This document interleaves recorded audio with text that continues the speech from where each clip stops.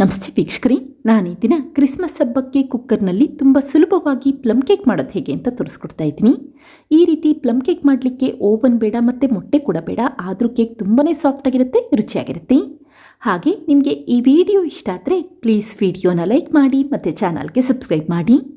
ಈಗ plum cake ಮಾಡೋದು ಹೇಗೆ ಅಂತ ನೋಡ್ಕೊಳ್ಳೋಣ ಬನ್ನಿ. ಮೊದಲು ಟಿನ್ಗೆ ಸ್ವಲ್ಪ ಎಣ್ಣೆ ಹಾಕಿ ಸ್ಪ್ರೆಡ್ ಮಾಡ್ಕೊಳ್ತಾ ಇದ್ದೀನಿ. ಈ ರೀತಿ ಟಿನ್ ಇಲ್ಲ ಅಂತಂದರೆ ಅಲ್ಯೂಮಿನಿಯಂ ಪಾತ್ರೆ ಉಪಯೋಗಿಸ್ಕೊಳ್ಳಿ. ನಂತರ ಬೇಕಿಂಗ್ ಪೇಪರ್ ಮೇಲೂ ಕೂಡ ಎಣ್ಣೆ ಹಾಕಿ ಸ್ಪ್ರೆಡ್ ಮಾಡ್ಕೊಳ್ತಾ ಇದ್ದೀನಿ. ಬೇಕಿಂಗ್ ಪೇಪರ್ ಇಲ್ಲ ಅಂತಂದರೆ ನೀವು ಟಿನ್ ಸುತ್ತ ಸ್ವಲ್ಪ ಮೈದಾ ಹಿಟ್ಟಿನಲ್ಲಿ ಸ್ಪ್ರಿಂಕಲ್ ಮಾಡ್ಕೋಬಹುದು. ಈಗ ಮತ್ತೊಂದು ಪ್ಯಾನ್ಗೆ 1/4 ಗ್ಲಾಸಷ್ಟು ಸಕ್ಕರೆ ಹಾಕ್ಕೊಂಡಿದ್ದೀನಿ. ಅಂದರೆ ಸಣ್ಣ ಗ್ಲಾಸಲ್ಲಿ 1/4 ಗ್ಲಾಸಷ್ಟು ಸಕ್ಕರೆ ಉಪಯೋಗಿಸ್ಕೊಳ್ಳಿ. ಹಾಗೆ ನಾನಿಲ್ಲಿ ಆರ್ಗ್ಯಾನಿಕ್ ಸಕ್ಕರೆ ಉಪಯೋಗಿಸಿರೋದ್ರಿಂದ ಈ ಬಣ್ಣ ಇದೆ, ನೀವು ಬಿಳಿ ಬಣ್ಣದ ಸಕ್ಕರೆ ಕೂಡ ಉಪಯೋಗಿಸಬಹುದು. ಈ ರೀತಿ ಸಕ್ಕರೆ ಕರಗಬೇಕಾದ್ರೆ ನೀರೇನು ಹಾಕ್ಲಿಕ್ಕೆ ಹೋಗಬೇಡಿ, ಊರಿನ ಮೀಡಿಯಂ ಫ್ಲೇಮಲ್ಲಿ ಇಟ್ಕೊಂಡು ಸಕ್ಕರೆ ಕರಗಲಿಕ್ಕೆ ಇಟ್ಕೊಳ್ಳಿ. ನೋಡಿ, ಈ ರೀತಿ ಸಕ್ಕರೆ ಕರಗಿ ಗೋಲ್ಡನ್ ಕಲರ್ ಬರಬೇಕು, ಅಲ್ಲಿವರೆಗೂ ಮಿಕ್ಸ್ ಮಾಡಿಟ್ಕೊಳ್ಳಿ. ತಕ್ಷಣವೇ ಅದೇ ಗ್ಲಾಸಲ್ಲಿ ಅರ್ಧ ಗ್ಲಾಸಷ್ಟು ತಣ್ಣೀರು ಹಾಕ್ಕೊಂಡಿದ್ದೀನಿ. ಈಗ ಮತ್ತೆ ಒಂದ್ಸರಿ ಮಿಕ್ಸ್ ಮಾಡಿಟ್ಕೊಳ್ಳಿ. ಈ ಸಕ್ಕರೆ ಪಾಕ ನೀರಿನಲ್ಲಿ ಕರಗಬೇಕು, ಅಲ್ಲಿವರೆಗೂ ಒಂದ್ಸರಿ ಮಿಕ್ಸ್ ಮಾಡಿಟ್ಕೊಳ್ಳಿ. ನೋಡಿ ಎಷ್ಟು ಚೆನ್ನಾಗಿ ಸಕ್ಕರೆ ಪಾಕ ಗೋಲ್ಡನ್ ಕಲರ್ ಬಂದಿದೆ.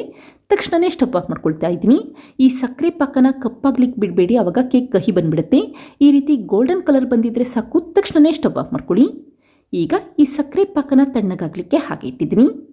ಇದೇ ಸಮಯದಲ್ಲಿ ಒಂದು ಕಿತ್ತಳೆ ಹಣ್ಣನ್ನು ತೆಗೆದಿಟ್ಕೊಳ್ತಾ ಇದ್ದೀನಿ.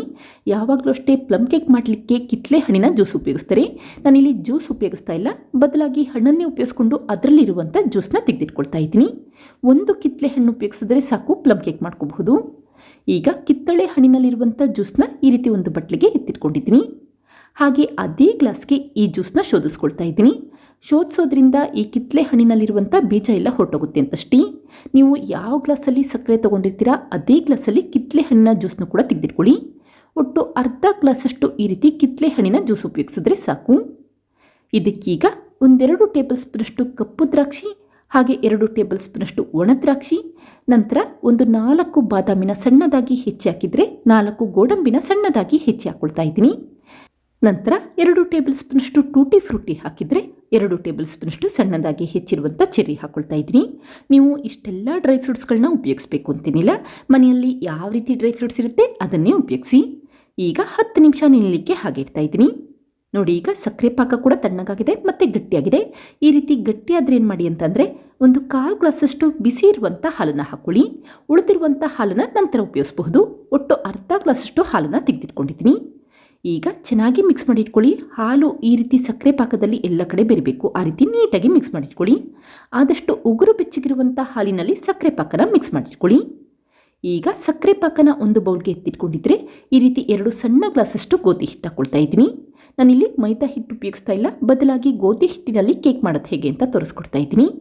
ಈ ರೀತಿ ಜರಡಿ ಮಾಡ್ಕೊಳ್ಳೋದ್ರಿಂದ ಗೋಧಿ ಹಿಟ್ಟಿನಲ್ಲಿ ಸಣ್ಣ ಪುಟ್ಟ ಗಂಟುಗಳಿದ್ರೆ ಅದೆಲ್ಲ ಹೊಟ್ಟೋಗುತ್ತೆ.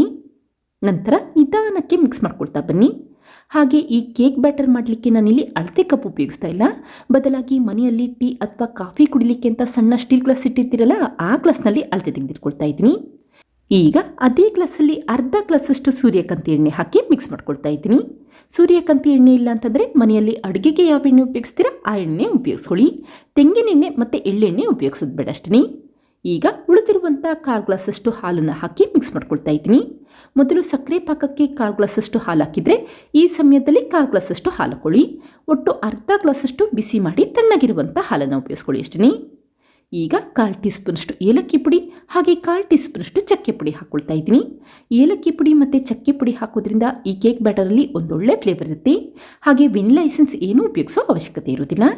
ಈಗ 2 ಟೇಬಲ್ ಸ್ಪೂನಷ್ಟು ಕರಗಿಸಿರುವಂಥ ಬೆಣ್ಣೆ ಅಥವಾ ತುಪ್ಪ ಉಪಯೋಗಿಸ್ಕೊಳ್ಳಿ. ಈ ರೀತಿ ಬೆಣ್ಣೆ ಅಥವಾ ತುಪ್ಪ ಹಾಕೋದ್ರಿಂದ ಕೇಕ್ ತುಂಬಾ ಸಾಫ್ಟಾಗಿರುತ್ತೆ. ಅಂದರೆ ಮೊಟ್ಟೆ ಹಾಕಿದ್ರೆ ಯಾವ ರೀತಿ ಸಾಫ್ಟಾಗಿ ಬರುತ್ತೆ ಅದೇ ರೀತಿ ಸಾಫ್ಟಾಗಿ ಬರುತ್ತೆ. ಈಗ ಕುಕ್ಕರ್ ಮಧ್ಯಭಾಗಕ್ಕೆ ಈ ರೀತಿ ಪ್ಲೇಟ್ ಇಟ್ಟಿದ್ರೆ ಲಿಡ್ ಕ್ಲೋಸ್ ಮಾಡಿ 10 ನಿಮಿಷ ಉರಿನ ಲೋ ಫ್ಲೇಮಲ್ಲಿ ಇಟ್ಕೊಂಡು ಬಿಸಿ ಮಾಡಲಿಕ್ಕೆ ಇಟ್ಕೊಳ್ಳಿ. ಇದೇ ಸಮಯದಲ್ಲಿ ಕೇಕ್ ಬ್ಯಾಟರ್ಗೆ 1/4 ಟೀ ಸ್ಪೂನಷ್ಟು ಅಡುಗೆ ಸೋಡಾ, ಹಾಗೆ 1 ಟೀ ಸ್ಪೂನಷ್ಟು ಬೇಕಿಂಗ್ ಪೌಡರ್ ಹಾಕ್ಕೊಳ್ತಾ ಇದ್ದೀನಿ. ನಂತರ ಒಂದ್ಸರಿ ಜರಡಿ ಮಾಡ್ಕೊಳ್ಳಿ. ಜರಡಿ ಮಾಡ್ಕೊಳ್ಳೋದ್ರಿಂದ ಬೇಕಿಂಗ್ ಪೌಡರ್ ಮತ್ತು ಸೋಡಾದಲ್ಲಿ ಸಣ್ಣ ಪುಟ್ಟ ಗಂಟುಗಳಿದ್ರೆ ಅದೆಲ್ಲ ಹೊಟ್ಟೋಗುತ್ತೆ. ಈಗ ನಿಧಾನಕ್ಕೆ ಮಿಕ್ಸ್ ಮಾಡ್ಕೊಳ್ತಾ ಇದ್ದೀನಿ. ಈ ರೀತಿ ಮಿಕ್ಸ್ ಮಾಡಿದ ನಂತರ ಈ ಮೊದಲೇ ನೆನೆಸಿಟ್ಟಂಥ ಡ್ರೈ ಫ್ರೂಟ್ಸ್ಗಳನ್ನ ಹಾಕ್ಕೊಳ್ತಾ ಇದ್ದೀನಿ. 10 ನಿಮಿಷ ನೆನೆಸೋದ್ರಿಂದ ಈ ಡ್ರೈ ಫ್ರೂಟ್ಸ್ಗಳೆಲ್ಲ ಸಾಫ್ಟಾಗಿರುತ್ತೆ ಮತ್ತು ಕೇಕಲ್ಲಿ ಎಲ್ಲ ಕಡೆ ಬೆರೆತಿರುತ್ತೆ ಅಂತಷ್ಟೇ. ಈಗ ಈ ನೆನೆಸಿರುವಂಥ ಡ್ರೈ ಫ್ರೂಟ್ಸ್ ಮಿಶ್ರಣನ ಕೇಕ್ ಬ್ಯಾಟರ್ಗೆ ಹಾಕೊಳ್ತಾ ಇದ್ದೀನಿ. ನೋಡಿ, ಕಿತ್ತಳೆ ಹಣ್ಣಿನ ರಸ ಇರುತ್ತಲ್ಲ, ಅದನ್ನು ಸೇರಿಸ್ಕೊಂಡು ಡ್ರೈ ಫ್ರೂಟ್ಸ್ ಮಿಶ್ರಣ ಹಾಕೊಳ್ಳಿ. ನಂತರ ಒಂದ್ಸರಿ ನೀಟಾಗಿ ಮಿಕ್ಸ್ ಮಾಡ್ಕೊಳ್ತಾ ಇದ್ದೀನಿ. ಹಾಗೆ ಈ ಕೇಕ್ ಬ್ಯಾಟರ್ನ ತುಂಬ ತೆಳುವಾಗಿ ಮಾಡಲಿಕ್ಕೆ ಹೋಗಬೇಡಿ. ಇಡ್ಲಿ ಹಿಟ್ಟಿರುತ್ತೆ ನೋಡಿ, ಆ ಕನ್ಸಿಸ್ಟೆನ್ಸಿಯಲ್ಲಿ ಮಾಡಿಟ್ಕೊಳ್ಳಿ. ಮತ್ತು ಬೇಕಿಂಗ್ ಪೌಡರ್, ಸೋಡಾ ಹಾಕಿದ್ಮೇಲೆ ತುಂಬ ಸಮಯ ಮಿಕ್ಸ್ ಮಾಡ್ತಾನೆ ಇರಬೇಡಿ. ಒಂದ್ಸರಿ ನೀಟಾಗಿ ಮಿಕ್ಸ್ ಮಾಡಿಟ್ಕೊಂಡು ತಕ್ಷಣವೇ ಈ ರೀತಿ ಟಿನ್ಗೆ ಹಾಕೊಳ್ಳಿ.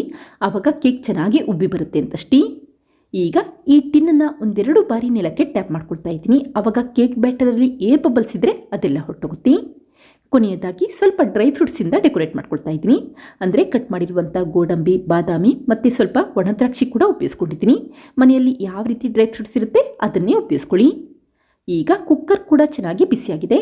ಈ ರೀತಿ ಲೋ ಫ್ಲೇಮಲ್ಲಿ ಒಂದು 5 ರಿಂದ 10 ನಿಮಿಷ ಬಿಸಿ ಮಾಡಿಟ್ಕೊಳ್ಳಿ. ನಂತರ ಅಷ್ಟೇ ಟಿನ್ನನ್ನು ಕರೆಕ್ಟಾಗಿ ಮಧ್ಯಭಾಗದಲ್ಲಿಟ್ಟಿದ್ದೀನಿ.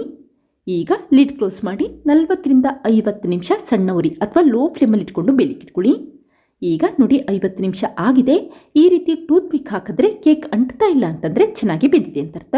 ತಕ್ಷಣವೇ ಸ್ಟವ್ ಆಫ್ ಮಾಡಿಕೊಂಡು ಟಿನ್ನನ್ನು ಹೊರಗಡೆ ತಿರ್ಕೊಳ್ಳಿ. ಅಕಸ್ಮಾತ್ ಕೇಕ್ ಇನ್ನೂ ಟೂತ್ ಪಿಕ್ಕಿಗೆ ಅಂಟ್ಕೊಳ್ತಾ ಇದೆ ಅನಿಸಿದ್ರೆ ಮತ್ತೆ ಒಂದು 5 ನಿಮಿಷ ಲೋ ಫ್ಲೇಮಲ್ಲಿ ಇಟ್ಕೊಂಡು ಬೇಲಿಕ್ಕಿಟ್ಕೊಳ್ಳಿ. ಈಗ ಕೇಕ್ ತಣ್ಣಗಾದ ನಂತರ ನಿಧಾನಕ್ಕೆ ಚಾಕುವಲ್ಲಿ ಎಡ್ಜಸ್ನ ಬಿಡಿಸಿಟ್ಕೊಂಡಿದ್ದೀನಿ. ಹಾಗೆ ನಿಧಾನಕ್ಕೆ ಈ ಟಿನ್ನನ್ನು ಒಂದು ಪ್ಲೇಟ್ ಮೇಲೆ ಉಲ್ಟಾ ಮಾಡಿಟ್ಕೊಂಡಿದ್ದೀನಿ. ನೋಡಿ, ಕೇಕ್ ಹಿಂಭಾಗ ಎಷ್ಟು ಚೆನ್ನಾಗಿ ಒಂದೊಳ್ಳೆ ಬಣ್ಣ ಬಂದಿದೆ ಮತ್ತು ಪರ್ಫೆಕ್ಟಾಗಿ ಕೇಕ್ ಚೆನ್ನಾಗಿ ಉಬ್ಬಿ ಬಂದಿದೆ. ಈಗ ನಿಧಾನಕ್ಕೆ ಚಾಕುವಲ್ಲಿ ಕಟ್ ಮಾಡ್ಕೊಳ್ತಾ ಇದ್ದೀನಿ. ಯಾವಾಗಲೂ ಅಷ್ಟೇ ಕೇಕ್ ತಣ್ಣಗಾದ ನಂತರ ಈ ರೀತಿ ಚಾಕುವಲ್ಲಿ ಕಟ್ ಮಾಡಿಟ್ಕೊಳ್ಳಿ. ಆವಾಗ ಕೇಕ್ ಒಳಭಾಗ ಎಲ್ಲ ಚೆನ್ನಾಗಿ ಬೆಂದಿರುತ್ತೆ ಮತ್ತು ತುಂಬಾ ರುಚಿಯಾಗಿರುತ್ತೆ. ಇದೇ ರೀತಿ ಉಳಿದಿರುವಂಥ ಕೇಕ್ನು ಕೂಡ ಸಣ್ಣ ಸಣ್ಣ ಪೀಸಸ್ಗಳಾಗಿ ಕಟ್ ಮಾಡ್ಕೊಳ್ತಾ ಇದ್ದೀನಿ. ನೀವು ಈ ಕೇಕ್ ಪೀಸಸ್ಗಳನ್ನ ಸ್ಟೋರ್ ಮಾಡಿ ಕೂಡ ಇಡಬಹುದು. ಹೊರಗಡೆ ಇಡೋದಾದರೆ 4 ರಿಂದ 5 ದಿನದ ತನಕ ಸ್ಟೋರ್ ಮಾಡ್ಕೋಬಹುದು. ಫ್ರಿಜ್ಜಲ್ಲಾದರೆ 1 ವಾರದ ತನಕ ಸ್ಟೋರ್ ಮಾಡ್ಕೋಬಹುದು. ನೋಡಿದ್ರಲ್ಲ ಫ್ರೆಂಡ್ಸ್, ಎಷ್ಟು ಸುಲಭವಾಗಿ ಕ್ರಿಸ್ಮಸ್ ಹಬ್ಬಕ್ಕೆ ಕುಕ್ಕರ್ನಲ್ಲಿ ಸಾಫ್ಟ್ ಆದ ರುಚಿಯಾದ ಪ್ಲಮ್ ಕೇಕ್ ಯಾವ ರೀತಿ ಮಾಡಿದೆ ಅಂತ ಗೊತ್ತಾಯ್ತಲ್ವಾ? ನೀವು ಕೂಡ ಟ್ರೈ ಮಾಡಿ ನೋಡಿ, ತುಂಬಾ ರುಚಿಯಾಗಿರುತ್ತೆ. Thank you. ಲೈಕ್ ಮಾಡಿ ಮತ್ತು ಸಬ್ಸ್ಕ್ರೈಬ್ ಮಾಡಿ.